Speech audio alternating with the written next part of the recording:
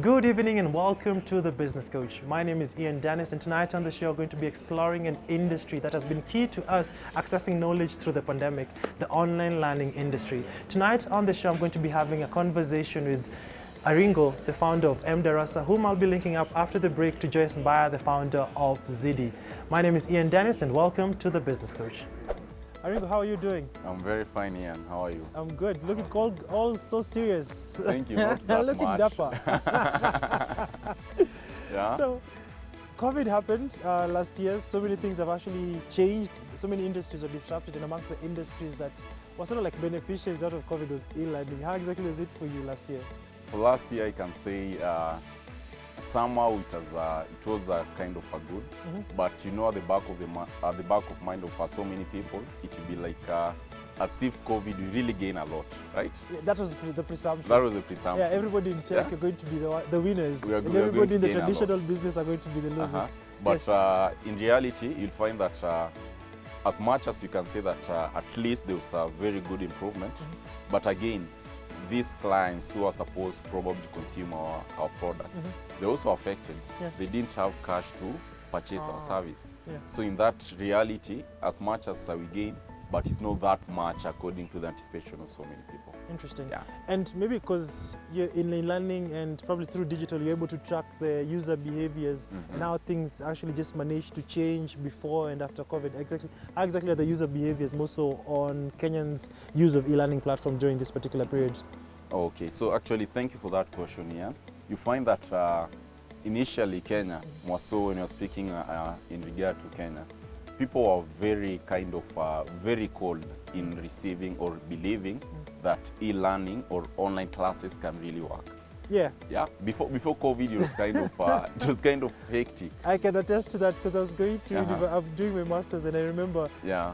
we are always being given an option when you're away you can use online learning, but no one ever used it. You never but used after online. COVID, no one wants to go back to class.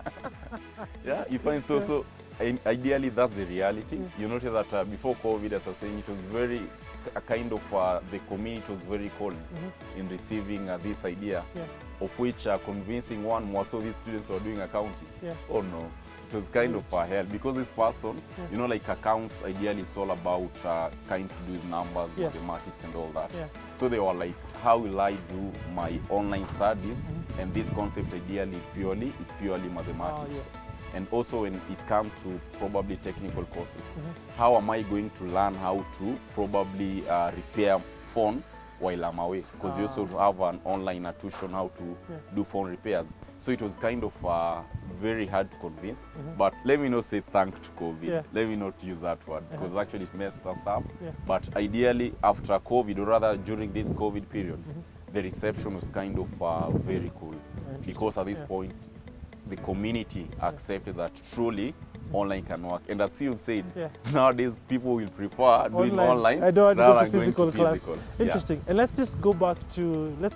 What exactly got you into e-learning? What exactly influenced you to get into this particular business? Oh, okay. So if I tell you my story here, I think it's kind of, actually it's from my personal experience. Yeah. Professionally, I'm an accountant, certified with a member of FISPAC. Oh, yeah. CPAK. I'm a CPAK. Oh, I'm a dropout in between. I did a CCA. Yeah? Oh, you did a I think CCA. I got to P7. I was like, no, this is not my career. Let me this just is stop not for a my career. living. You just switch Watch out media. video story for a living. Okay, so from this personal experience, I was studying CPA at the same time I was working. By that time I was working along an industrial area. For those who are in Nairobi, they do understand how traffic normally is. So still is, right? But you have express highway.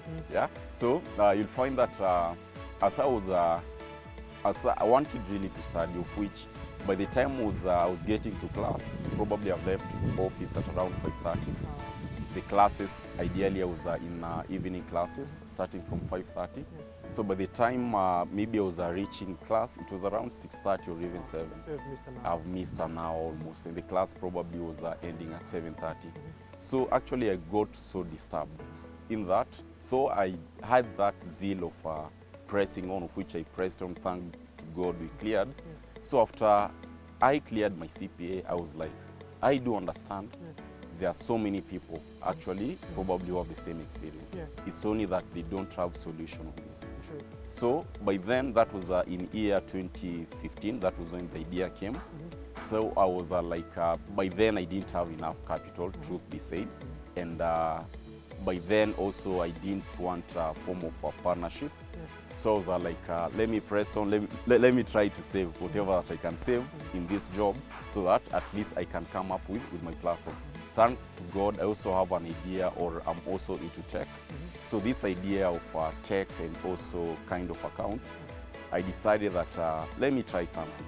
Can you come up with a phone application so that at least it's going to ease the work of this person probably who is at work and he wants to study. He doesn't have time to go to a physical class. So we just kind of started this app like a form of a community app, a college app. But ideally from there on 2016, 2017, we roll it out as M-Darasa. Now that's our brand name, form it as M-Darasa. But idea was there from 2016. Oh, interesting. Yeah. And just as M-Darasa, because I know probably during COVID, so many e-learning platforms just did sprout up because of the need that came out to be. But what exactly is the niche for M-Darasa? And what exactly keeps you up on edge as in comparison to other competitors out there? Oh, okay. So the beauty part with M-Darasa, this is not just like any other e-learning platform. Because maybe if I can explain a few functionalities of what our app can do, you'll find that our app is kind of a physical class on a phone. Yeah. Why? The first case also is for you concentrate more on the educational courses. on the educational courses. So you've mentioned already CPA, so you do trainings on CPA. What else? We train on CPA. We do have computer packages. Yeah. We also do have recipes. By the way, you can learn how to cook using our phone application here. I don't know how to cook. I've tried how to learn. I mean, it's not my edge. Yeah, try using M-Darasa. It's so fun because how things have been demonstrated I there. just don't have interest in cooking at all. I just hear Minishinda. Yeah. I may try again CPA. You should try cooking, right? Yeah, also in that case, by the way, we also do train on technical courses, but because our main idea is that as much as we are providing these educational courses, we should also have training courses, skilled courses. Like what we have now, so we are coming up with more courses. For now, you can learn how to develop a web application So using there's a course M-Darasa. on that. It's a course on its own. You Interesting. can use M-Darasa to learn how to develop, that is a web application. Yeah. You can also use M-Darasa to know how to repair phones, simple application on how to repair the phones. And in our market, one of the things, or rather the reason why most of us, or the perception that has been created is that the reason why we prefer physical learning as compared to online learning is because of the certifications that come with it. I don't know how exactly does it work for M-Darasa. When I go through that particular course, you know, Kenya ni nchi ya, you must have papers. You must have papers. So how exactly is it? Do the participants who go through the course get a certification at the end of it, and is it recognized? Oh, okay, so M-Darasa is recognized, and the beauty part with our e-learning platform is that more so for the courses that we do offer, like educational courses.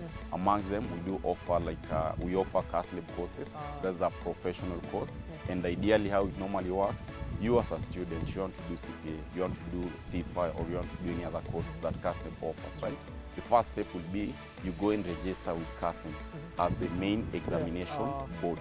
Now for us, we'll come in as a training institution, whereby we do provide this training, but purely online. Then we are asked when it comes to NEC courses. At this point, of course, there are those students who have registered. You should register with NEC, then you should be attached to the college. Now here is where we formed some partnership. For now, we have a partnership with a college around town, known as a regional college. Think so, opposite Galitos. So what we do, you as a student, you've gone and registered with NEC. You've also gone and registered with a college. Probably you're working in Somalia, or maybe you're working, say, somewhere in Kisumu, but still you want to do these exams, right? So in such a case, wherever you are, you've registered, yes, with a college. Now providing this online tuition. Now that is where M-Darasa will come in. That is on the aspect of partnership. But ideally also certified to do this form of online. So I know right now in Kenya, there's that notion, just as you had mentioned earlier on, not everything can be fully online. At least you must be having a physical place. Just as you come just to a close on M-Darasa, where do you wish to take this particular business to? Okay, so Darasa for me, I believe like in the next say like because we had a 10 years plan, so thanks to COVID it accelerated probably our plans. First of all, our motto is changing the landscape of e-learning in East Africa. So Darasa in 5 years time, I believe it should be the leading e-learning platform that we'll be having in East Africa. Because as of now, actually we are the leading e-learning platform when it comes to CASNET courses. Thanks to the students who have been supporting us. How many users also. right now?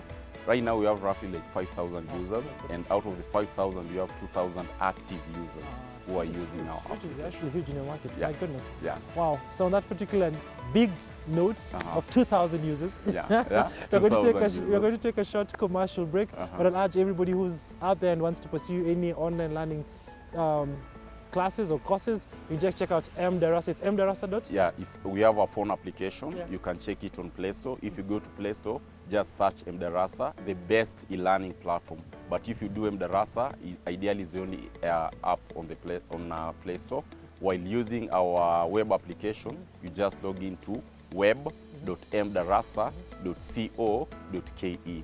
Sign in as a student and you start enjoying our studies. Interesting. So after the break, I'm going to be linking up Aringo to Joyce Mbaya of Zidi, who's also been in this particular business for quite a while, to share some tips on how exactly one can maneuver this particular interesting market. So don't touch that dial. I'll see you after the break.